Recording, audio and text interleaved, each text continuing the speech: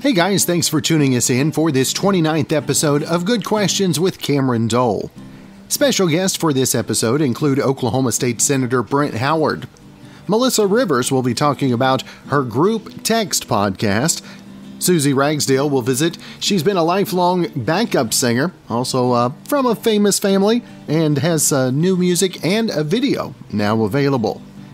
We also visit with our good friend, country singer James Robert Webb, just up the highway a piece up in Tulsa. He's got new music and a new single, Good Time Waiting to Happen.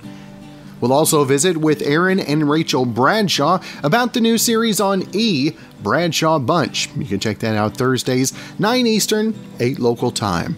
And finally, we'll visit with writer and comedian and activist Bruce Valanche. We'll visit with him as we wrap up the program.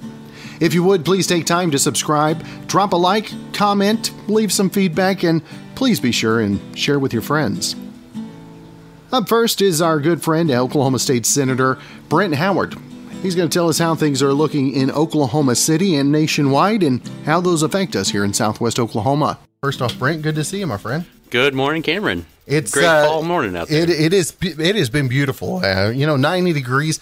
Some places 90 is bad, but 90 degrees here is just that's a good fall day. As a wheat farmer, though, I would sure take a rain right now. So you could take a drink, right? I could, yeah. Now we continue on moving through 2020, and I don't know if you're looking as forward to 2021 to not have to write 2020 anymore, but obviously next session coming up and a lot of information out there, but a big day tomorrow as well. We've got a big election next month and a big date tomorrow. Yes. So thank you for bringing that up. Tomorrow is going to be the last day to register if you want to vote in the November 3rd election. So in Oklahoma, we have a little bit more of a registration process. I know some states allow you to register on the day of and get a provisional ballot, but we have basically a month beforehand, and so that date is tomorrow. So if you want to vote, get to the county election board, or you can stop by, I believe, the library. The Republican Party here in Altus, a few different places have tag offices. Is that somewhere else you can sign up? Might depend on the tag agency. Yeah. But a lot of public buildings would have those, just voter registration cards, and then you can get those, but they need to be into the election office by tomorrow. That's right. Now, Brent, what number-wise the registration on voters, do you have any idea what percentage of actually registered voters we have as opposed to actual population? Well, actually, just was reading that this morning. We're up to about 2.2 million people that are registered in the state of Oklahoma. And projection on the census is we're going to have about 4 million people in the state. Wow. And, that would be roughly 55%, but you have to take into account not everybody that's in the state is eligible to vote. You've got everybody that's under 18, which should be somewhere around 750 to 800,000 of the population. And then you've got convicted felons and some other things. So actual registered voters in the state, just kind of go off the top of my head on that based on those numbers, we probably have somewhere around 75 to 80% of eligible voters are actually registered. That's better than I expected. Yeah. Now, people that actually vote is the other part of that. And normally we get somewhere between 35 to 40% whenever we're talking about presidential election of eligible voters actually vote. And talk about the importance of casting that vote as well. Well, it's your voice in the government, and everybody focuses on the presidential election. I mean, that takes up all the air out of the room. But ultimately, the more local you get, the more your vote actually counts. And so, whenever you're talking about voting for the county commissioner, for instance, that's 1/3 of our county, so roughly one vote out of 8,000 gets the say in that, versus whenever you're talking about presidential election, you're one vote out of 330 million people. And so really being able to cast your vote for those local politicians or whoever's running, and then being able to converse with them. So we are democracy-based, which means that, talk to your representative, cast your vote, have your say. And as we talk going into next session, a lot of things on the top priority list and money and numbers. I know money is one of the big stressors in life, and I know it's got to be that way in the legislature as well, right? No different for the state. We are a balanced budget state, which requires that everything that we spend, we have to have the actual physical money either coming in for that year or on hand to be able to spend. Talked a little bit last year. We had about a $7.8 billion budget that we appropriated. Of that, we had to pull about $700 million out of rainy day fund, revenue stabilization, or other one-time fund spending. As we're going into this next year, the projected revenue for last year was $7.1 billion. I think we're probably going to be pretty flat on that. So actual income is going to be $7.1. We might see an increase because the fiscal year for the state actually starts on July 1st. And I do think that we're going to have probably vaccine. We're going to have a lot more things open up by then. And hopefully we'll see a little bit more increase in oil prices. So that projection might move up a little. But ultimately, that's kind of the numbers that we're looking at. So if our one-time fund availability now, whereas we came into 2020 with about a $1.1 billion set aside rainy day revenue stabilization, we're sitting at about $235 million right now. So again, we spent $700 million of one-time funds. We've only got $235 available. We're going to be looking at cuts unless there's really a big increase in where those revenues come from. And then the other thing is we're going to have increased spending that's going to have to come in place. So budget's not really looking good. The biggest portion of that increased spending is going to be on the Medicaid expansion. With layoffs, with everything that's kind of gone on, Medicaid expansion population's probably going to be significantly larger than what all the proposals were. Initial scoring and some of the people that were pushing the vote on that was around $130 million as an annual cost. The projections that I'm looking at and have heard about are going to be at least $180 million and possibly as high as about $310 million. Wow. So whenever we're talking about that, money's going to have to be spent every year because that's in the Constitution. So we're really starting behind the eight ball on this, and ultimately, I think we're looking at somewhere around a 1.1 or 1.1 billion to a 1.1 billion shortfall before anything really comes in. 1.1. That's not just pocket change. That's not. That's a lot of zeros. How many zeros is that? Is that 12 zeros? No, not. It wouldn't quite 9? be. Let's see. It'd be 9, one right? followed by 9 zeros. Okay. All right. That's a lot of zeros. That is. That's a lot of zeros. Now, along with the budget lines, you talked about some increases, but you're also going to have to make some cuts. Where do those cuts come? Where are the words that the constituents? Where are they saying those cuts should come from? Really haven't heard from many constituents yet. These numbers were just preliminary coming in. Talked with budget chair yesterday, and so that's kind of what. It's not really a surprise, but really didn't have those numbers. And the other thing I forgot to mention was Oklahoma Tax Commission. With the Supreme Court's McGirt decision, Oklahoma Tax Commission just released a report earlier this month that said that sovereign nation that they determined for the Creek tribe, Creek Nation, could ultimately affect up to about $200 million a year in income tax and sales tax that comes into the state. So if that gets applied to all 5 of the tribes that are eastern Oklahoma, that's less revenue that we're going to have coming in. What we're looking at right now, so we cut about $400 million out of spending last year, and that was around a 4 to 5% cut across the board for all agencies. That's probably what we'll look at. Whenever, just being honest, there's a lot of agencies and a lot of departments that get bigger portions of where spending comes in. And so even if we do across the board, education, whenever we're talking about K through 12, public education, common education, receives about 38% of our state appropriated budget. And so a 4% cut to 38% is obviously going to be a lot more than whenever you're talking about mental health services, which might only receive about, I think they receive 6 to 7%, so a 4% cut there. Still going to be the same percentage, right? But just less the number effect on the number, right? Yeah. Okay. Now, as we move forward, also I was looking at the Midwest Consumer Index. I mean, those come out each week, and it seems like the Consumer Index and also the Confidence Index continue going up. Unemployment still going down. Where we at? Are people still seeing confidence in the future? Is what I guess I'm asking. I think so. If you keep your head out of the news and don't just get buried in what's going on and all the fighting going on at the national level, I think ultimately people are getting more comfortable with where we're at, and then also have a lot more availability. So as you're looking at, all around here, we're pretty much open. Have some friends still in D.C., and things are just now starting to open back up. Restaurants were completely closed down, so look out your back window, and I think that you can feel a lot better about what's going on. Ultimately, our unemployment rate continues to fall, which is a good thing. I think people need a purpose, and so going out, and that's probably more beneficial for mental health and outlook, really, than just the money aspect of it. That's right.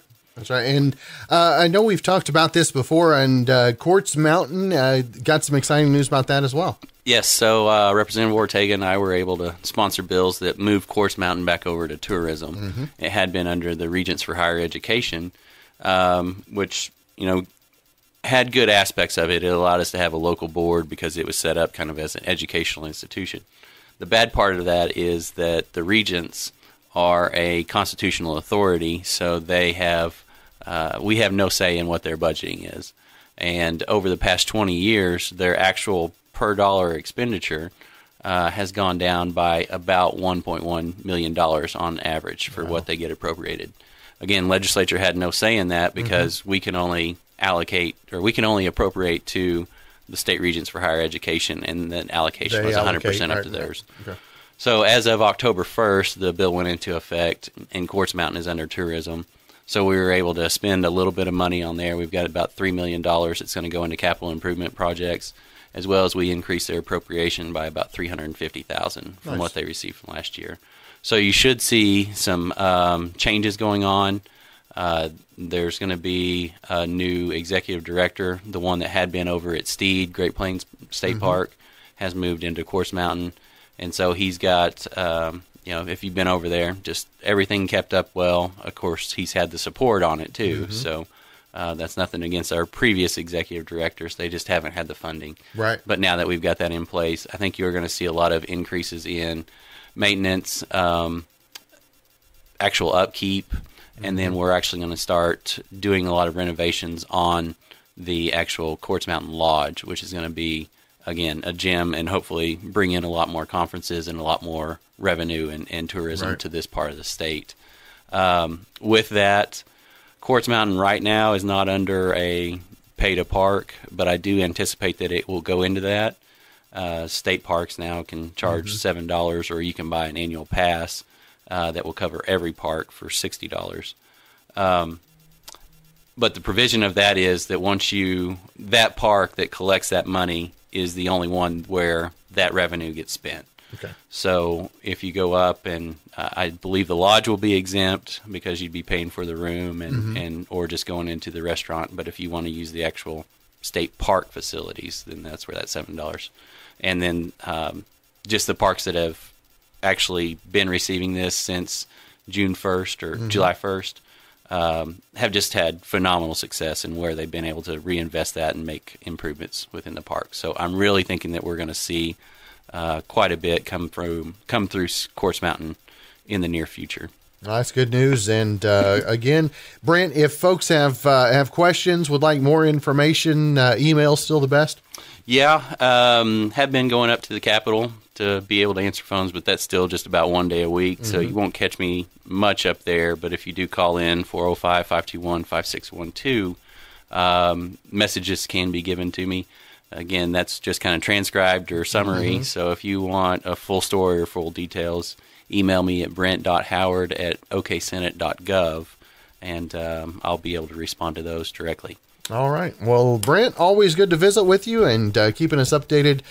Sometimes good news, sometimes it's just the news we need to hear. Sometimes it's just news. That's right. Well, Brent, have a great rest of your month, and we'll talk to you in November. Man, that's hard to believe, isn't it? Thank you, Cameron. Had the opportunity to visit earlier this morning with Melissa Rivers. We talked about her new group text podcast. Always good to have our friends back on the air. Going to talk about a new podcast, or actually a podcast that's been up and running for a while. Group Text with Melissa Rivers, and who else to have than Melissa on the line this morning. And Melissa, always great to visit with you. Nice to hear your voice. and Melissa, this I was telling you, you've delved into the podcasting thing. And what has this podcast meant to you personally? I love doing it. I so enjoy it, and every week is anchored by whatever day we're taping. And it has helped keep me sane through all of this because at least I have some sort of a creative outlet. and having the friends that you have to be able to come in and show their support as well, to be a part of that podcast. What's that mean as far as those relationships that you've got as well? It's amazing. And, I feel like I've made some new friends out of it. And it's super special. And I know there's you guys talk on all kinds of different subjects. I know that Love Quarantine Style was one of the episodes that kind of stuck out to me. And where do you reach for those topics? We have a great group of friends, and we talk about everything. And I literally ask, what do you want to talk about? And who's the one that got you into the podcasting in the first place? And were you originally excited about it or a little bit hesitant originally? I was super hesitant, but I have great friends that, convinced me that it was a really good idea and a really good outlet for me. And what are maybe some of the upcoming episodes that folks can look forward to as well? I'm just finishing up my sort of mini-series on comedy, where I talk to people like Jeff Ross and Bob Saget and Margaret Cho and Dion Cole about, are we going to be able to laugh again? And then I also do something, I also just did one with a dermatologist about what should we be doing at home so we don't look like, a night like, Friday the 13th and need when we come out of quarantine. And along with that, I mean, is there a line where you draw the line, we're not going to go there, or is it just kind of a wide open variety of topics? It's a wide open variety of topics. We try and make it fun and interesting and informative, and we try and stay out of the political lane. That's one of the tricks in podcasting. Is that they have the politics on them? It's an instant passover because it's heavy enough out there anyway, isn't it, Melissa? Oh, my God. I'm so tired of turning on the TV and having, people screaming.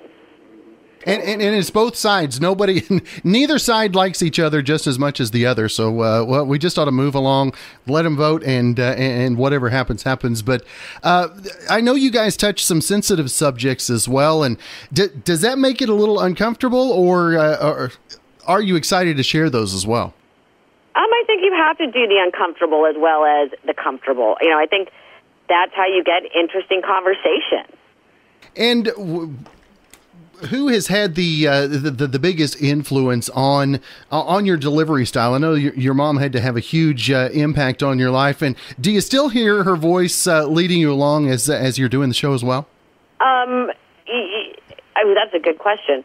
I hear her voice in my head all the time to the point where I want to turn her and be like, shut up already. Yeah, you can't turn her off anymore, can you? No, I can't. There's no channel to change. That is awesome. Now, Melissa, where can folks, I want to make sure they can not only follow the podcast, but social media, everywhere they can find more information about what you got going on? Absolutely. Sorry, someone was just asking me a question.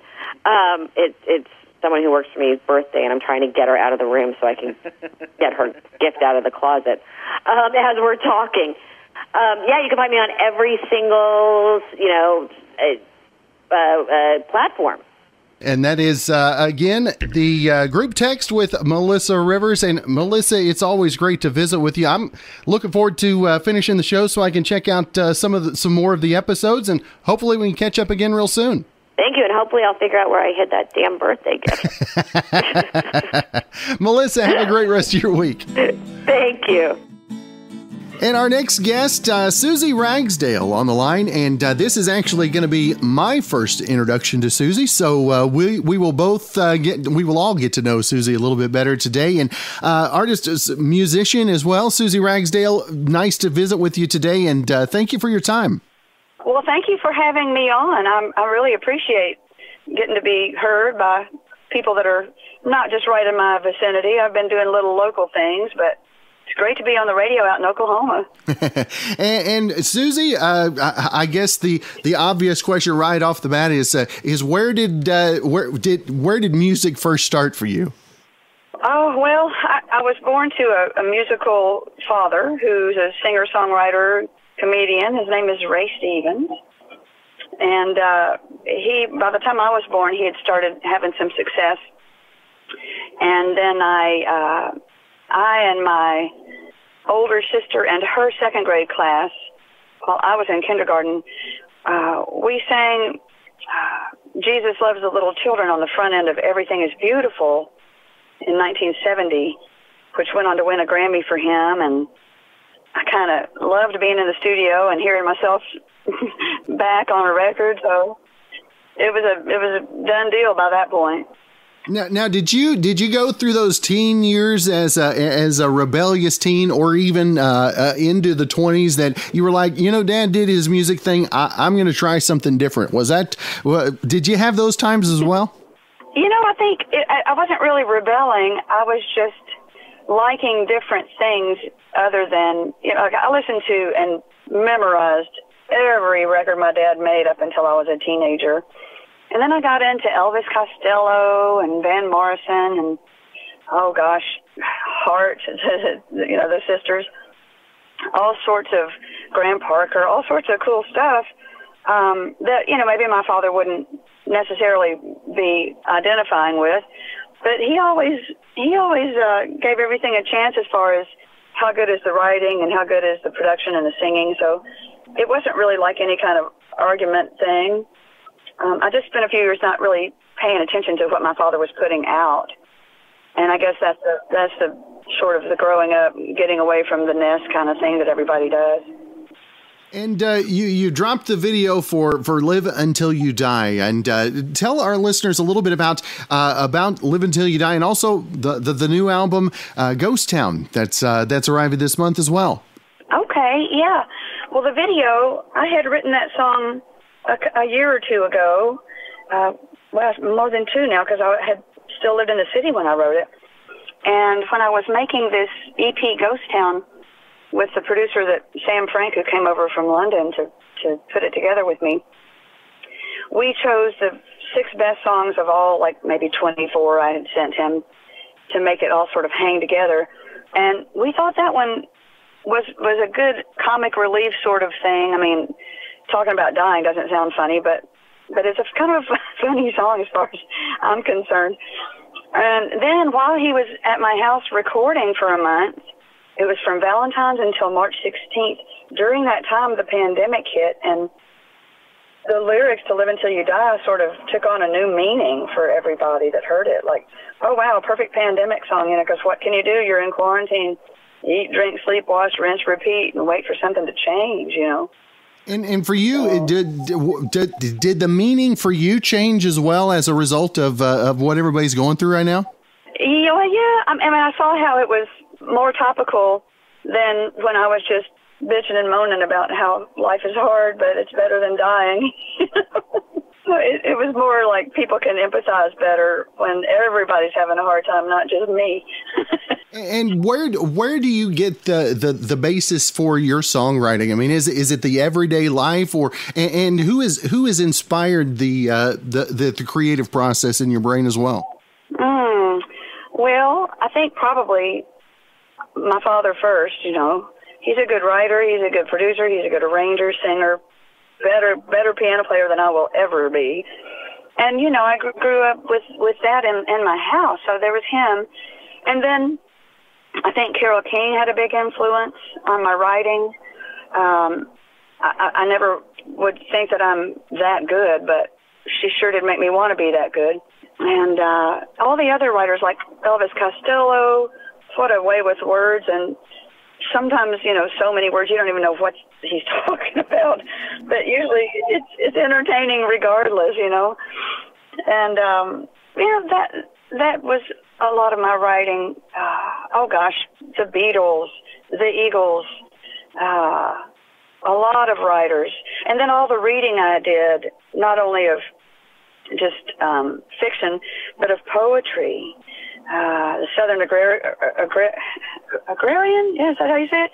Poet, like Flannery O'Connor and Eudora Welty and all those people I learned of in high school, and really enjoyed poetry and literature better than every other course in school except for philosophy. That was a real fun one too. Now, like intro to philosophy. You talked about being in the city and now out and alone, out in nature. Does that help the creative process for you, or do you find yourself dealing with writer's block more because of not seeing as many things, if you will? Well, no, you know, I think it's a lot of really good space to think and meditate and reflect, and I still get to town every now and then, like I'm here now to talk with you. I've got some friends that put on our masks and get socially distantly apart, but talk to each other and hang out. I even do like a lot of Zoom yoga classes where it's in real time and you're actually talking with your friends and exercising with your friends. So I think the country it's a real creative kind of space out there. Everyone that visits me, of course, it's a great place to visit, first of all, because there's so much room with 6.5 acres. You don't need to get close to anybody to come say hello. So, but everybody that comes out there just wants to hang out and be creative and, you know, listen to music or play music. It's just a beautiful little paradise out there. And Suzi, if folks want to find out more information about the video, also about the album that's coming out on the 9th, where would folks find more information about that? Well, there's I've got SuziRagsdale.com, and you spell my name SuziRagsdale.com, and I've been posting things on there since we started putting the record together. I've got actually 3 videos from this EP. There's Wildflowers, there's Live Until You Die, and then just yesterday we premiered one for a song called The Ending, which is maybe my favorite song on the record. I don't know. It kind of floats around. But yeah, SuziRagsdale.com, and then there's a YouTube channel where you can watch not only those videos, but videos from the past, cooking videos. I don't think I have any yoga videos up, but I've got yoga poses and recipes on my website and all sorts of kind of lifestyle, cooking, yoga, and music, maybe in reverse order. And something stuck out to me. You talked about, you know, the song, your favorite, being changing from day to day. Is that kind of the way, like doing the vocalizations that you've done before, the backing vocals? Were some of the more popular ones maybe not as close to your heart as well? Oh, well, I've been lucky to have been hired to sing with some great singers and getting to do backgrounds with Guy Clark, Daryl Scott, Verlin Thompson, and then the more famous ones, mainstreamy ones like Suzy Bogguss and Pam Tillis and Hank Jr. and Loretta Lynn even. I mean, it's so much fun. Usually those are on songs that I didn't write. So, you know, it's great that I get to work with such talented, wonderful artists to where I love the songs and I enjoy singing background as much as I do singing lead. But, you know, they're all kind of close to my heart while I'm performing them. I'm just glad I'm out of that phase in my teens, 20s. When I used to sing just anything, anybody give me $50 or $100 to come sing their demos, you know, and they were just, you know, it was for the money back then. I was trying to pay the bills. And they weren't all great songs. I won't remember who wrote them, but some of them would just like get stuck in your head because you gotta learn it well enough to do a good job, and then you've got this piece of crap stuck in your head for the next few days. I don't think I need that $50 anymore. Take it back. Please remove this from my mind. Exactly.